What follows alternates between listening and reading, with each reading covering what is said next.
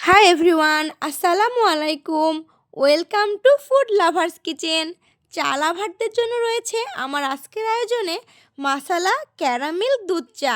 চা মানেই যেন ভালোবাসা, তাই না? আর চা প্রেমীদের কাছে চা ছাড়া তো ঠিক চলেই না। তাদের জন্য আমার আজকের মাসালা ক্যারামেল দুধ চা অনেক ভালো লাগবে। আর যারা চা পছন্দ করে না, তারাও অবশ্যই এই মাসালা ক্যারামেল দুধ চা ট্রাই করে দেখতে পারেন। আশা করছি তাদেরও অনেক ভালো লাগবে।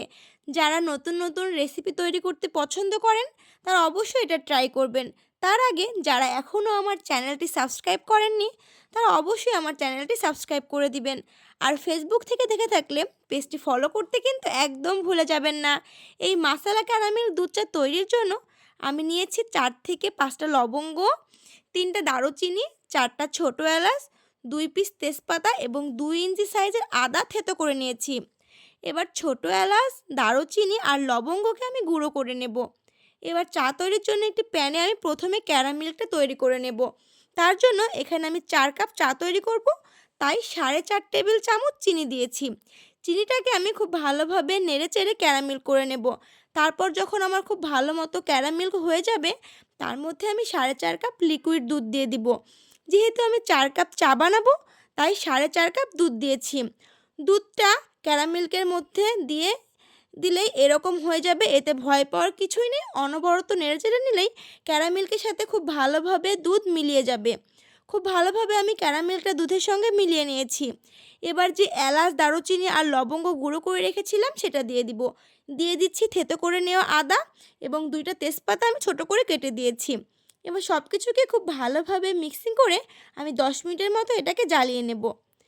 এবার চায়ের টেস্টটাকে আরও বাড়ানোর জন্য আমি 4 টেবিল চামচ গুঁড়ো দুধ এখানে দিয়ে খুব ভালোভাবে একটা হ্যান্ড উইপস দিয়ে মিক্সিং করে নিয়েছি।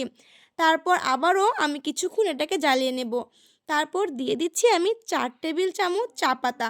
প্রতি কাপ চায়ের জন্য 1 টেবিল চামচ করে চা পাতা নিতে হবে। আর আমি যেহেতু 4 কাপ চা বানাবো, তাই আমি 4 টেবিল চামচ চা পাতা নিয়েছি।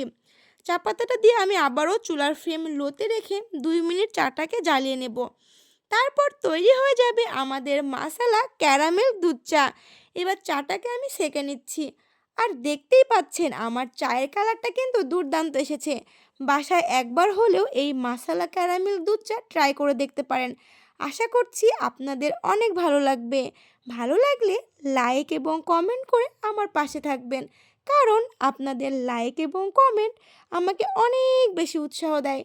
পরবর্তী ভিডিও দেখার আমন্ত্রণ জানিয়ে আজকে এখানেই বিদায় নিচ্ছি। সবাই অনেক ভালো থাকবেন। আল্লাহ হাফেজ।